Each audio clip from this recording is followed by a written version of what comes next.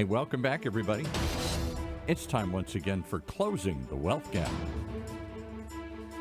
The one show, maybe the only show that shows you how to close the wealth gap in your own life with the man who's done it for many,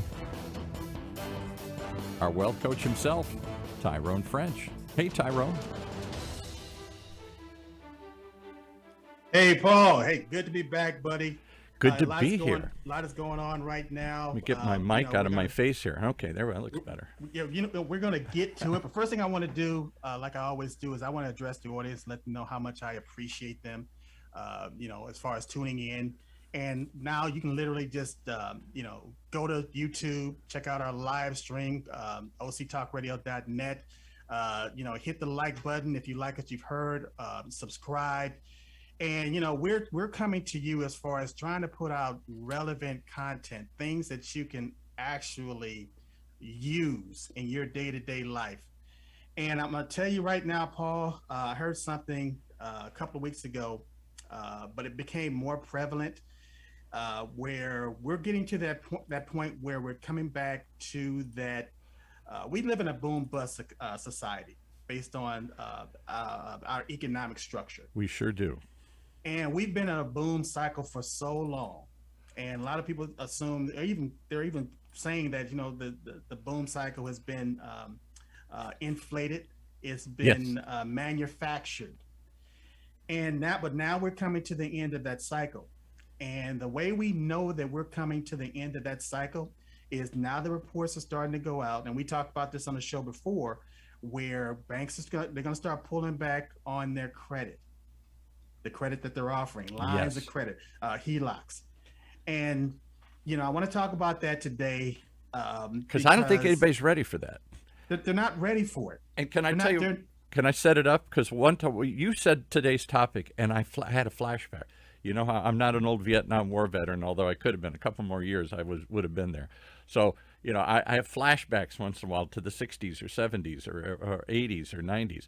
I had a huge flashback to not just the Great Recession of, say, 10 years ago, but before that, in the 90s, we had a couple other big recessions, one or two. And in 1987, the stock market crashed. And 1987, I'm probably thinking that. Then right after the 90s, there was forgotten, not as big as the last couple, but everybody's like, oh my God, the earth's falling. Yes. Sky's falling. I remember at the time, both times this happened, that all of a sudden I got a little notice in the mail. Your credit line has been cut in half. What did I do? And at the same time, the interest rates that you're going to pay on the current balance have gone skyrocket. They go up. What did I do? Here's the thing. I'm a good customer. Like I said, man, history doesn't repeat itself, but it rhymes. It sure does. And then, it's almost like the Four Tops, and it's in unison, and everybody started rocking to it. But if you're if you're an average student of history and just going back and seeing how things happened a decade ago or 2 decades ago or 3 decades ago, you can almost plot those trends and say, wow, this happened before, and it's happened a couple of times. Maybe it can happen again. Yeah. And I tell you what, we got a lot of people that follow us that are Christians. That they read the Bible. Me too. And again, I'll tell anybody up front, I'm not a Bible scholar or anything like that, but there's so much good information in that book. I hear people say that it's outdated, but it's the laws and the principles that are in that book that are timeless. Yes. And they bring those laws and principles out based on stories. Yes. And there's a story, and I'm not getting into the full story, but there was a guy named Joseph. And his brothers had left him for dead, and he had a bun deal. He was actually being accused of sexual assault, ended up getting thrown in prison.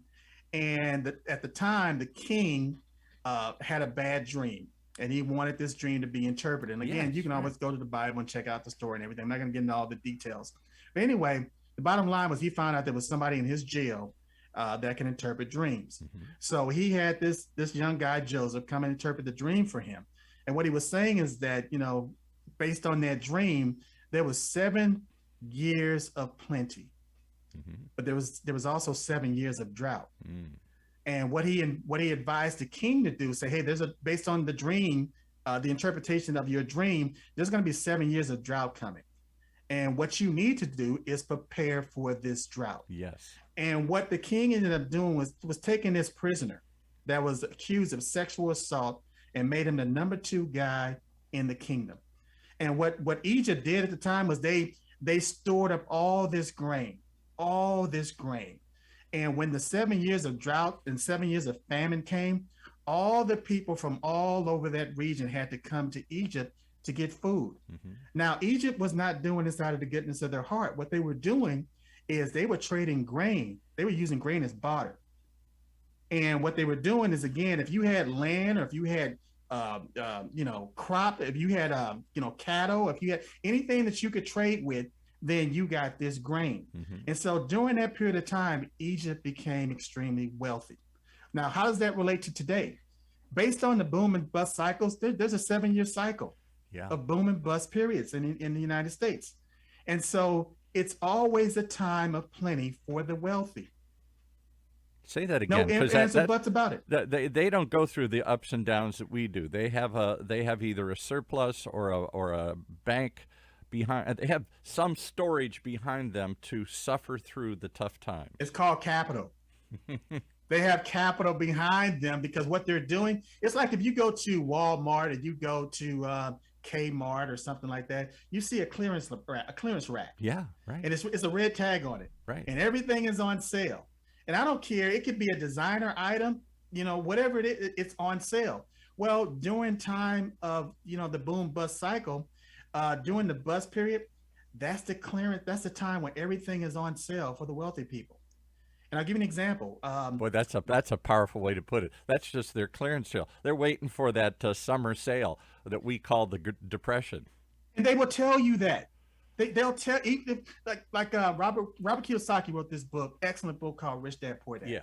Obviously. And he followed it up with a book called The Cash Flow Quadrant, where and he talks about the cash flow as far as this quadrant where E represents employee, S represents self-employed, and that's the left side of the quadrant. The right side is for the BNI, which is business owners and investors.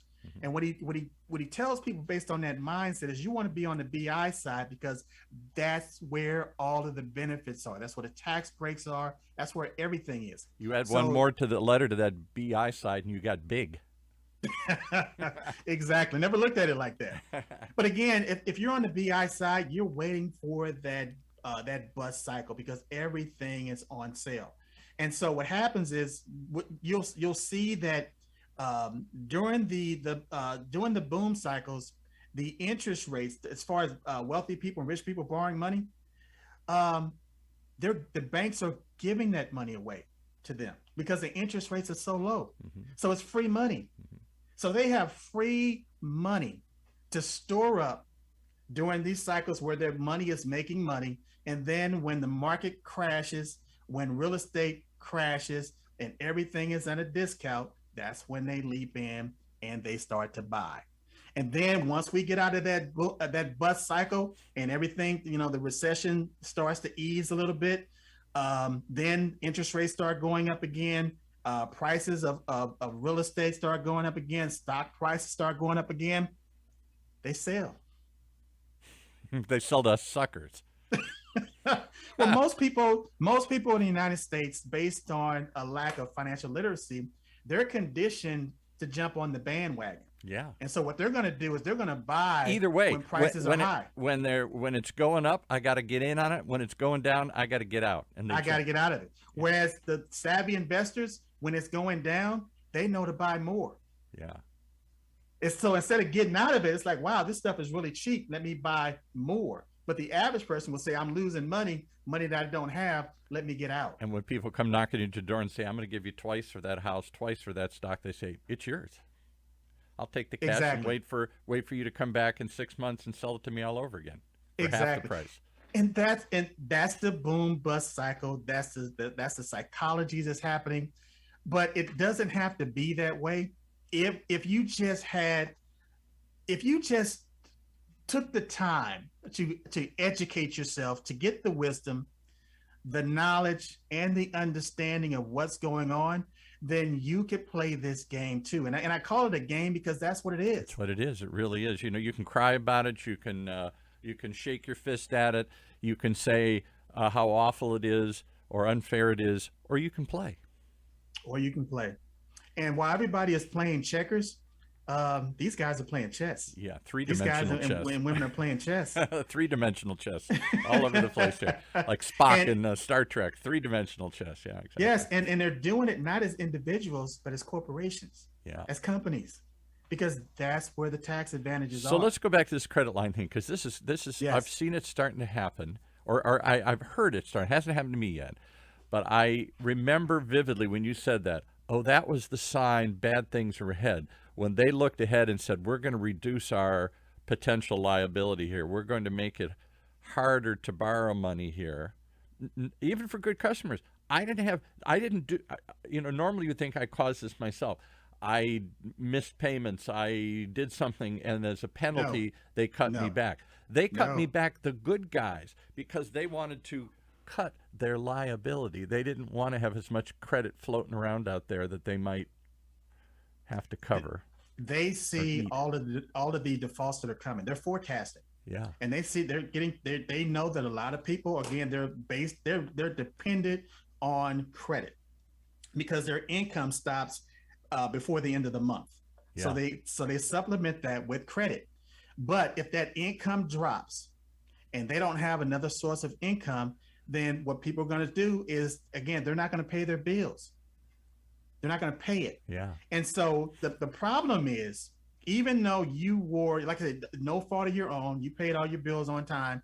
Let's say if you had a $4,000 line of credit, let's just take it home. Right. You got a 400, you got a credit card, and it's got a $4,000 credit limit on it. Well, one day you're going to wake up and your credit limit is going to be $2,000. Exactly. But think about this. You were already at maybe a $3,000 limit or a $3,000 balance on your credit card. So you had about $1,000 left. So your utilization at that point of your credit was 75%. And it changed my credit score because all of a sudden my utilization. That's what I'm getting to. It's going to affect your credit. No fault of your own. It's going to affect your credit score. So now you're over that limit. And so now that your credit score is dropped, guess what? Your credit score can drop overnight. Oh. But it could take you months and sometimes years to recover from. So let me give you a tangible example. So that year I went out and leased a car, and that's how I discovered this. And they said, well, I thought I had, good credit, whatever good credit, 700, let's say, or something, a good credit card. I went and I had like 600 or 620 or something, way down from where it was. And maybe not 600, but it was substantially down. And so they said, oh, after I negotiated the whole thing and I'm ready to sign the paper, it's another $100 a month for your car. Why? I got good credit. Oh, no.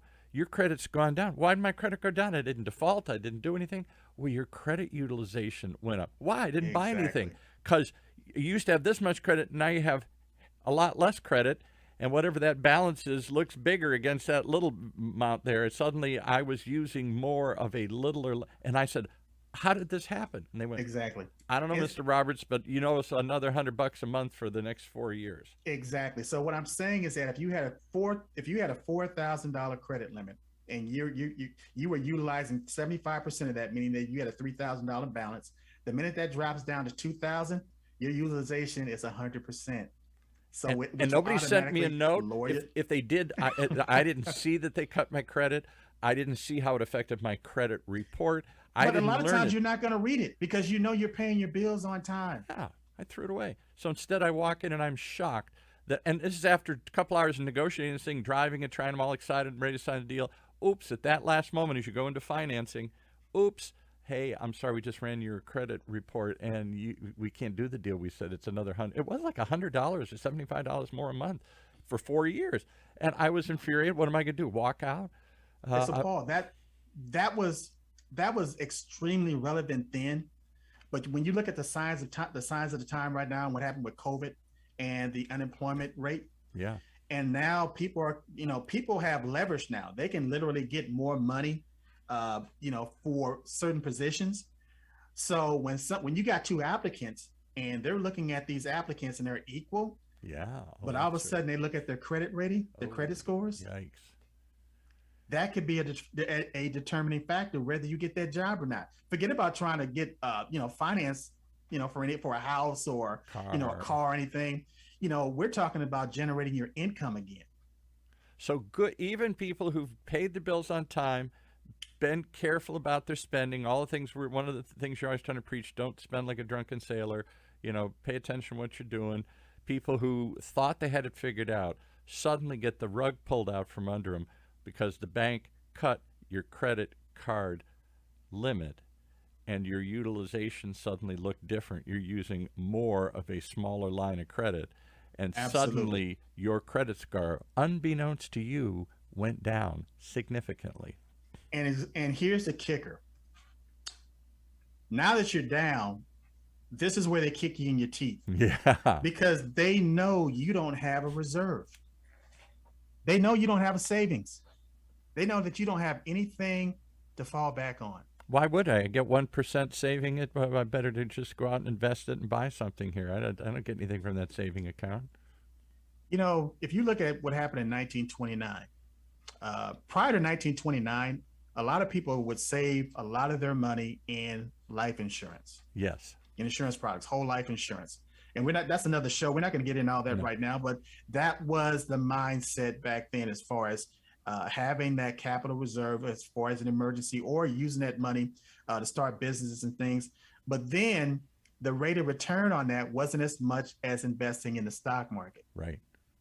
And It so was when I look steady, at, but it was small. It took like a savings bond from the Treasury Department. Another thing people would give you when you're a kid, a savings bond, 20 years, it was worth something. You had to hold it forever. Exactly. It grew Exactly. over time. Over time. So, but the stock market back in 1929 became sexy, and everybody was in the market, and so they didn't have a whole lot of savings, and so when the stock market crashed, and the New York Fed, when the Federal Reserve Bank didn't inject all that money back into the system, Unlike the because last time, unlike this, the last two crises where especially this one, where they just went and pumped a bunch of money into to rescue everybody here. they call it quantitative easing. Yeah, Right. but what that Why, does why do is they all? automatically. Why do they all give it a name that nobody understands? Quantitative easing. Who knows that? Why Because did they? most people are financially illiterate in this country. So if you don't understand what's going on, it's not relevant to you. Can I So tell you? anyway, so All right. so let me touch on this point because it's very important as far as people putting themselves in a position whereas they can overcome what's about to happen, because it really is a mindset. What is and it's a way of about to doing happen, business. folks? Did you just see a red light blinking in the back here? Tyrone is giving you a warning sign here. It's about to happen. Yes. So when the stock market crashes, and you're on paper, your net worth is dwindling, and you don't have the credit to fall back on, and you don't have the reserves to fall back on, then you're going to be in a world of hurt. Now, we at the same time, there's another crisis going on with evictions. What you So a talked lot about the of last people- time. Yeah. Exactly. So a lot of people don't have they don't have the money to pay the rent. Some people don't have the money to pay their mortgages, and so homelessness is going to increase. And rents are Because- going up at a time when people are struggling to pay what they already have to pay. I just read this morning across the country, rents are going up. That seems to be counterintuitive. People are struggling to pay, and yet, and I guess it's because housing's gone up. You got no choice. So Paul, that goes back, and we talked about this on a few other shows talking about as far as inflation. These prices are going to go up to whereas I don't care if it's rent, food, gas, all these prices are going to go up to whereas a lot of people are not going to be they're not going to be able to afford their standard of living. So again, that goes back to the wealth gap as far as the haves and the have-nots. We've been talking about this for I don't know how long. Yeah. That's the name of the show. Right. So you have to be able to position yourself in the future to whereas you have things that you can barter with. I'm not saying that the economy is going to collapse. That's not going to happen. What's going to happen is the wealth gap is going to get wider and wider and wider. So you're going to have people that's doing extremely well, and then you're going to have people that's doing extremely poor. Yeah. and they're barely And gonna be both groups making are it. growing. The rich are getting richer, and the poor are getting poorer. Exactly. So what do I? My thing is, you in the future, you're gonna have to set yourself up to whereas you're playing chess, and if what you're doing is not working for you, you have to come to that realization of saying this is not working. So you need to stop. If you're, if you're not in that, if you're, let's say you're 50 years old, 40 or 50 years old, and you're still living payday to payday. You're still following all the rules and all the paradigms, and you're still, you don't really like your job.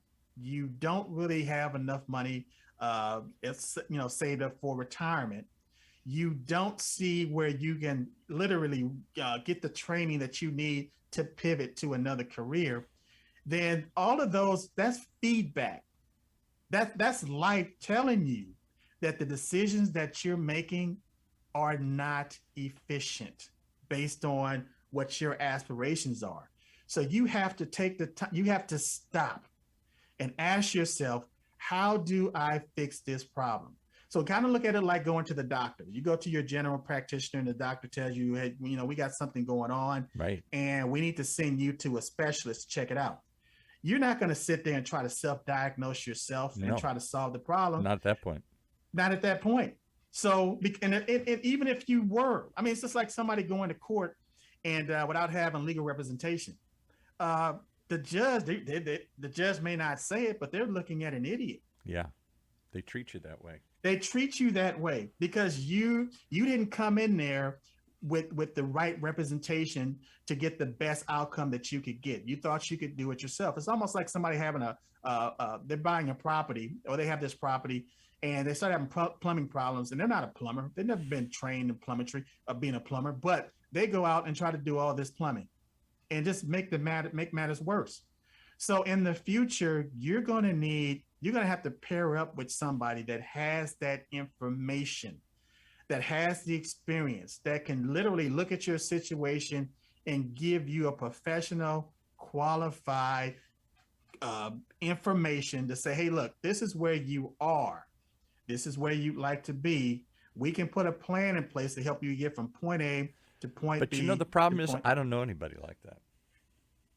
Who could coach me like that? Who could give me a plan? Who could show me the way? I'm looking for somebody, wandering around looking for somebody to help me here.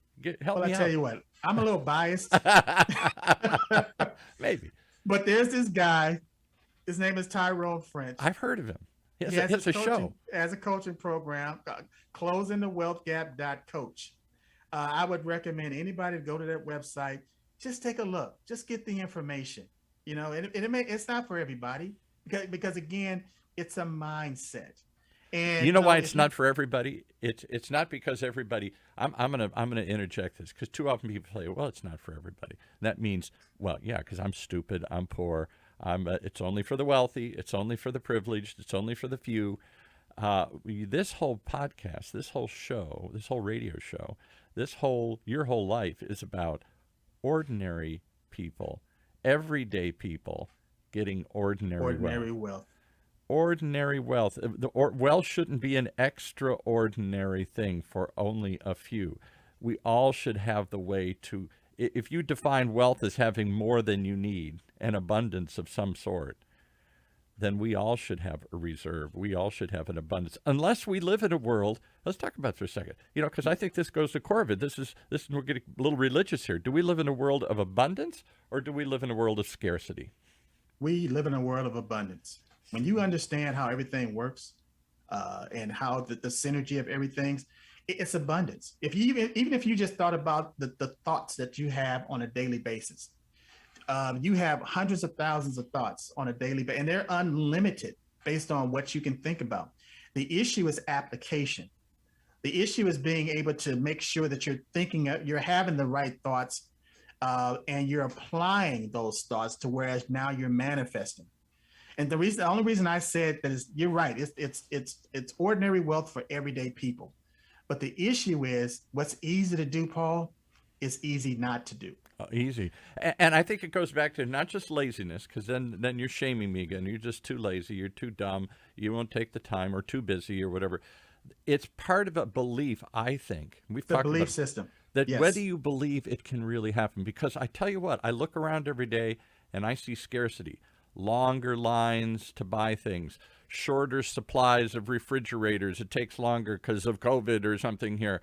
I see longer lines, shorter supplies, less credit they're going to give me. I feel like it's a shrinking world, and I got to fight for everything I get. Somebody's trying to take it all away from me all the time here. I am so glad you brought that up. And again, we're going to wrap this up. Yes. But I do want to interject because you just said something that's extremely important. What a lot of people see, they'll look at their financial situation and they'll say, well, this is hopeless. Yes. And I'm never going to get to the point where, I have all the things that I want. Mm-hmm. Well, let me tell you how wealthy people think. It took them generations to get to the point to where they are. So the first person, or we call it first generational wealth, they didn't reap the benefits of all the things that their kids and their grandkids are reaping as of today. But what they did was they got the ball rolling. Yes. And so what I encourage my listeners to do, get the ball rolling and put yourself in a position to where as you're passing down wealth to the next generation so that they have way more. They're starting ahead as far as resources and assets that you could have you never even imagined. I'll give could have gone in that direction. Strange story, but it stuck in my mind. One time I went down to New Orleans and went out to the big old plantations out there, which I know were horrible places and when horrible things happen, but they were beautiful buildings. And this one guy who was a planter there it's called Oak Alley. You can look it up. He planted some oak trees. And he knew they would grow together to form an alley down to the river from his beautiful house. Yes. And the guide, as I'm going through it, said, you got to realize, though, an oak tree takes 100 years to grow. So he knew he would never see what he was doing. He could only envision. He was planting a seed for some future generation to see. And to this day, it's a spectacular sight, this alley of oaks that he had it in his head to start way back when. Again, it's a mindset. Yeah. It's a mindset. And a horizon. How far are you looking in the horizon? Am I looking today, tomorrow? Too often we're caught in the today world, the minute, right now, this second. And that's what causes a lot of the hopelessness. Because if you look at your situation, if you look at the circumstances right now, and it's not good, again, that creates an emotion of fear and desperation. So that's why you have to look inward. You don't allow the circumstance to dictate, or your circumstances to dictate how you're going to perceive life. You perceive life from the inside out, not from the outside in. You take control of that. And that's why, and again, we're going to wrap this up, but that's why I have these 7 steps that anybody can incorporate in their life. And the first thing is you start out with the word, or you can call it a thought. You can call it an idea. That is the ground level. I call that 0. That is ground 0. You got to hear something. You got the first step. The first step is that you have to hear that word or that idea, which step number 1, which leads to your level of, we talked about, which is your level of belief. You have to get to the point where you believe it, because you can say something consciously and receive something in the conscious mind. But if the subconscious mind, if they're not on the same page, the subconscious mind is always going to override that. Don't believe it. Ain't going to happen to me. Doesn't believe it. Ain't going to happen. So then so it starts out with hearing, believing. Then all of a sudden you have to speak that word, which reinforces, Napoleon Hill called it auto-suggestion. It reinforces that belief system that you have, which catapults you into activity. That's the 4th step. Mm-hmm. Once you get into activity, then you persist. You continue. You got to keep going. You got to push through it until it manifests. And once it manifests, once you've achieved that thing, then you have to take a moment to rest. That's the 7th step, which is to rest. And another word that I looked at that you can use for rest, just add an E to rest, which is reset. Ooh, I like that. It's time to reset which is now going back to ground zero, which is the idea, the thought, or the word. Well, my friend, my coach, my inspiration, you're going to have to reset the clock here because we're out of time. I just see more and more. I'm beginning to see the bigger picture here, and I'm beginning to see some dangerous signs ahead. You talked about the coming eviction apocalypse when the government finally removes the support they've been giving people who couldn't pay the bills and haven't paid their bills. You talk about the cut in credit lines. We've talked. We should do a show on the tightening supplies of things. For Toyota just announced today, we're doing this in the middle of August, that they're going to cut their production in half because they can't get little computer chips right now. Yes. All of this is going to make prices rise, and the amount of money the government's stuck into the system, inflation, those double whammy there, inflation and cut back in productions, cut back in credit. Wow, look out. Things are coming. You better be ready. And that seems like a scary forecast if you don't have the wisdom, the understanding, and the knowledge to how to navigate it. If you have the wisdom, the knowledge, and the understanding of how, these are happy times. A storm is only scary if you're not prepared for it. If you're not prepared for it. Exactly. Okay. Well, I'm prepared to do more. How do people find you if they want to get prepared and learn more? Again, what I want you to do, and again, I really appreciate people, taking the time to listen to this podcast. Go to YouTube, check it out, OC Talk Radio. If you like the information, just like it, or click on subscribe. Share it. But share it. But you can have my business in the palm of your hand, which is my mobile app. It's not going to take up any room on your phone. Just go to text closing the wealth gap to 36260. Again, let me repeat that. Text closing the wealth gap to 36260, or just go, if you're online, go to closingthewealthgap.coach.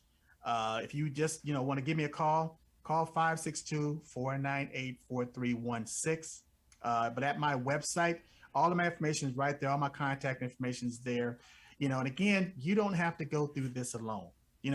This is a labor of love for me, for Paul. OC Talk Radio is putting this content out for a reason.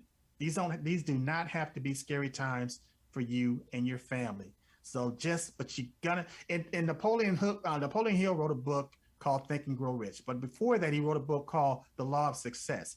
He said real power is organized effort. Organized effort. Yeah. Organized effort. So start today. Two people can represent that organized effort, that level of power. Well, there was a guy a couple thousand years ago, and he only had 12 people, and he changed the world. Yeah, what was that guy's name? I forget that guy's name. I'll think of it in a minute here. Yeah. All right. Thanks so much. Come back again. That's our show for this week. Closing the Wealth Gap. The one show, the only show that shows you how to take control of your financial future. Right here in Orange County's only community radio station, OCTalkRadio.net.